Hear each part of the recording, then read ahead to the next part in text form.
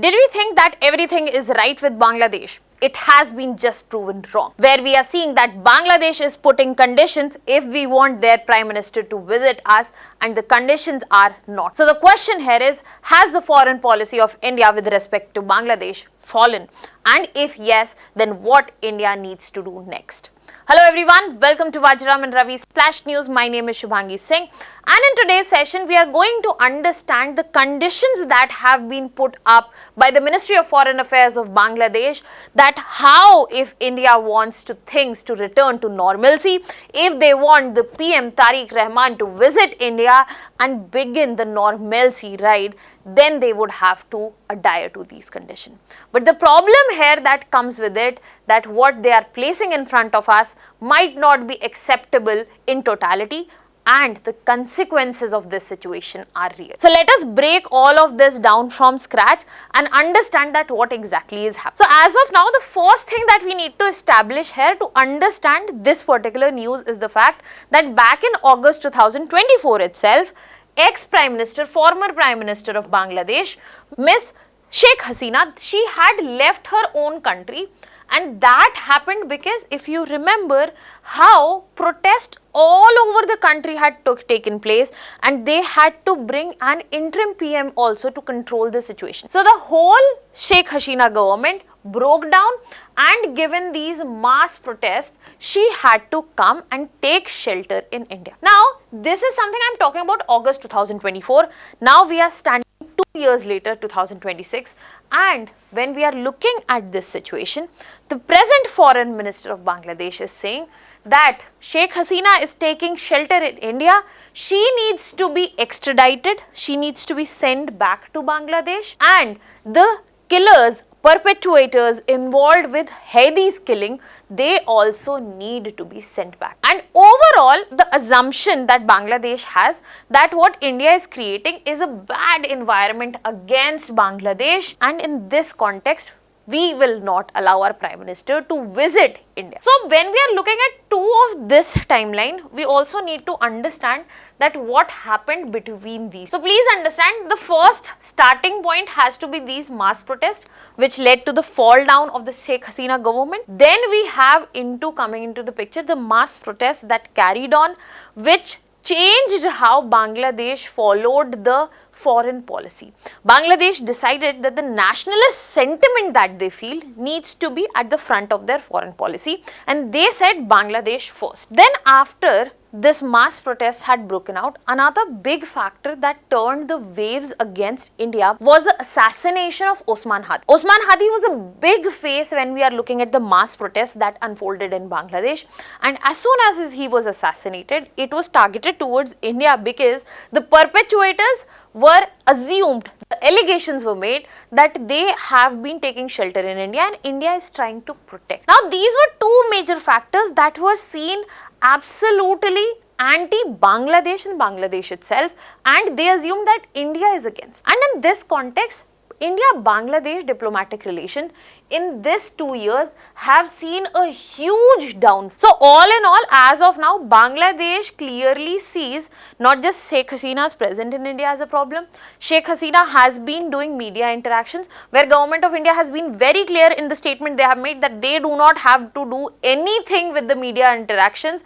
Sheikh Hasina is taking place.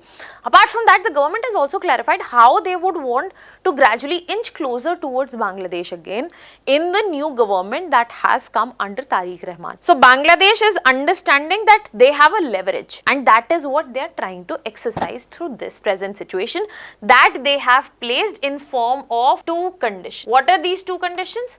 The first is the extradition of Sheikh Hasina, and they are also looking that how as of now Osman Hadi's assassination, the related perpetrators, how they can be sent back to Bangladesh.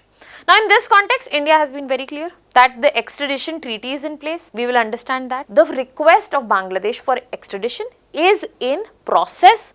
We will let you. So in this context, if you could understand, one thing we have clearly established, that Bangladesh seems to be in a more leveraged position. But the question is how? Why Bangladesh is in a leveraged position, or why we think that Bangladesh is very important? Why India is so hell-bent upon repairing relations with Bangladesh? So this is where we will get a very clear picture, and all of these things happening will also make more sense once we understand this part. So when we are looking at Bangladesh, and you can clearly see the location here, you will be able to understand that India, which has only a limited connectivity to whole of our northeast, that is through Siliguri Corridor. In this context, we are vulnerable. Apart from that, when we are talking about security, anything that is unstable that happens in Bangladesh, that directly affects the boundary states which are present, be it West Bengal, be it Assam, be it Meghalaya, be it Agartala. Now the boundary that we share is this huge. One of largest boundary of India with the country is with Bangladesh. So all of this boundary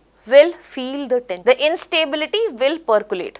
For example, how we have seen movement of refugees from Bangladesh, not just in West Bengal but in Assam also. Apart from that, Bangladesh has been a very important stakeholder for us when we are talking about connectivity, be it in terms of ports, be it through rail link, because again, as I pointed out, this Siliguri corridor, which is only a 22-kilometer wide corridor, this remains vulnerable, as you can see how closely China is located. Apart from that, this is our only connecting point to whole of Northeast.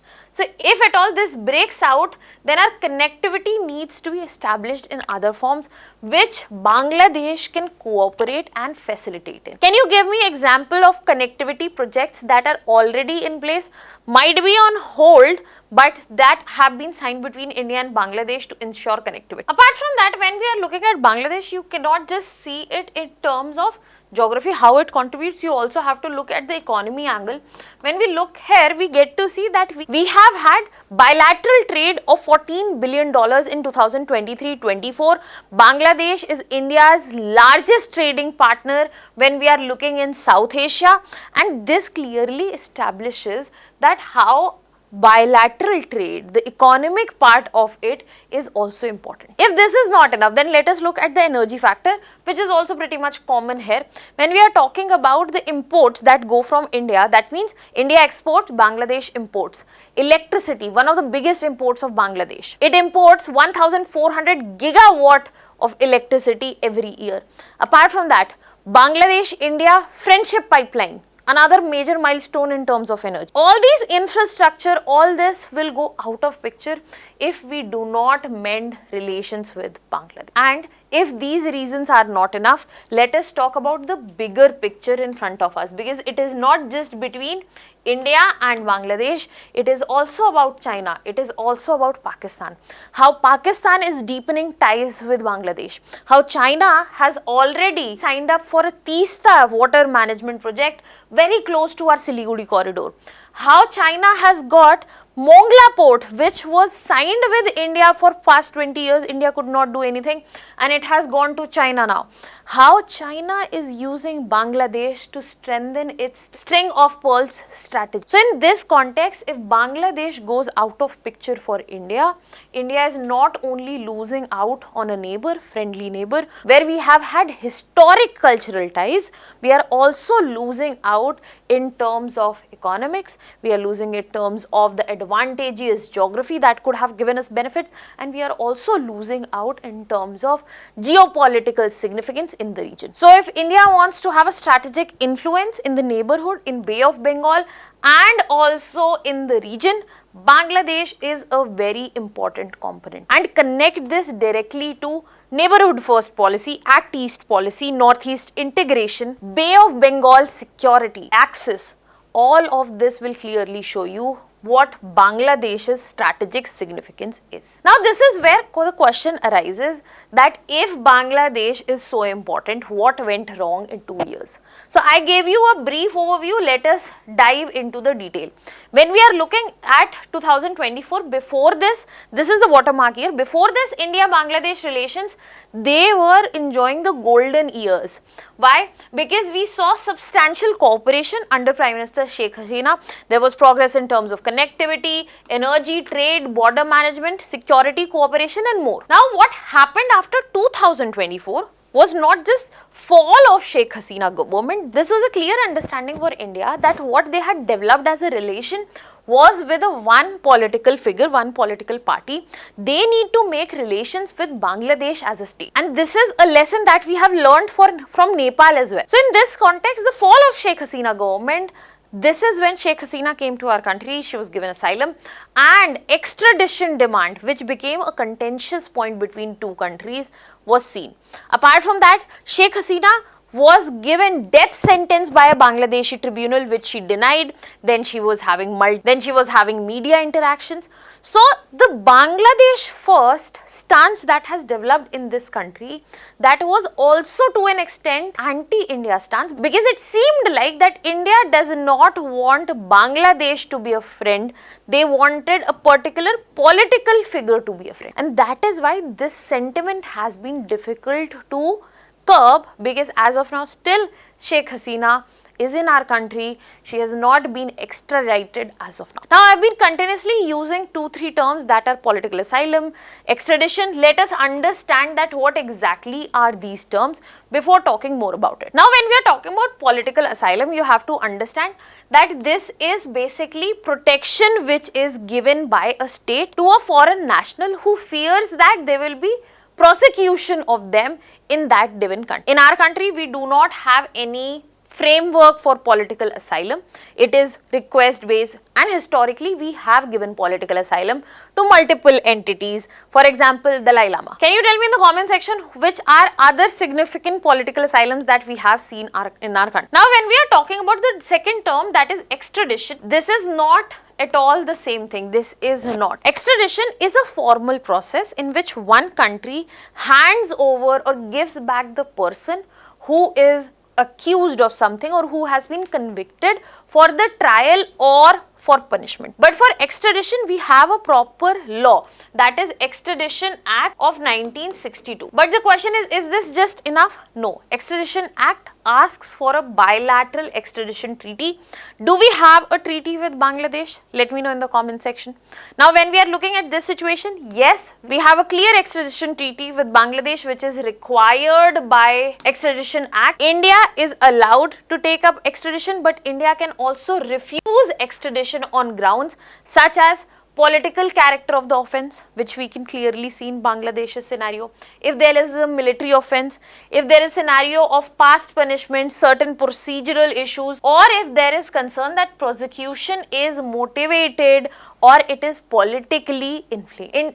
In this context, India is allowed to refuse the extradition. We have a treaty with Bangladesh which was signed in 2013, later amended in 2016, and there is a exception that exists, that is political offence. So when we are looking at political offence, it does not mean that you do anything under the name of political offence. Severe, serious offences, they are excluded from here. But in this context, please understand, India is not using any exclusion for Sheikh Hasina. As of now, Indian government is very clear, we are processing the request. Apart from that, nothing has been said. Now the question comes, do you think to repair the ties, should we give into the demand of Bangladesh? So for that, we have to weigh both the situation. When we are looking at factors which are favoring the extradition, the first biggest factor is the one we just discussed, that we do have a proper framework and we have a signed treaty with Bangladesh. Apart from that, Bangladesh has already given judicial conviction. There have been warrants that have been issued against Sheikh Hasina, and when we look at it, some serious charges are also present. And most important than all of this is the factor that as of now we can say it is being processed, but the moment we are looking into refusal and a long-term refusal, that means we are going to sever our bilateral ties. So this is a huge problem right in front. But when we are looking at refusal, on what grounds we can refuse,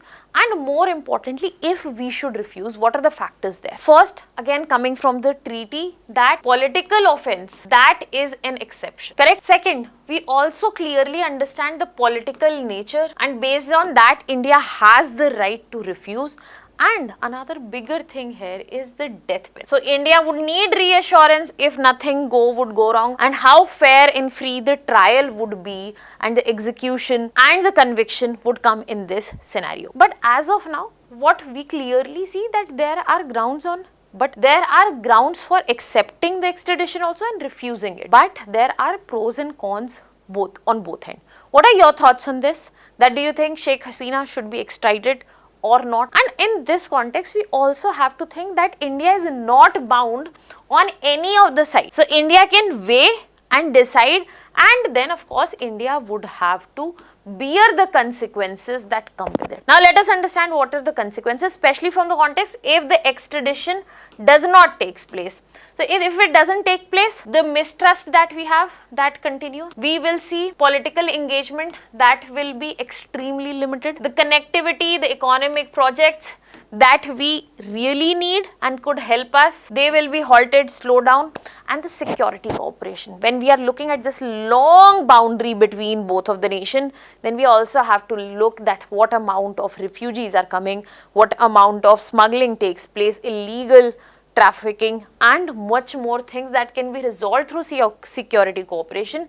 That will also be not happen. This would be a major bold shock for Northeast as well, because border management that will reduce, border management will suffer, that means Northeast will suffer, and any deterioration that in past we have seen between Bangladesh and India, that has reflected more on Northeast as compared to any other. Apart from that, this is going to hurt our position as compared to China and other external powers. Which are the external powers we are talking about? For example, Turkey. How Turkey has come into a picture, they have signed a defense pact with Bangladesh. So we are opening our backyard to players way farther. So as of now, the need of the hour is that India balances the democratic values, legal obligation and strategic interest without compromising on humanitarian conditions. What are your thoughts on this? Let me know in the comment section. I'll be leaving you here with a prelims practice question. Direct question, geography related, important places in news, rivers you should remember. Let me know the answer to this in the comment section. That was all from my side. Thank you so much.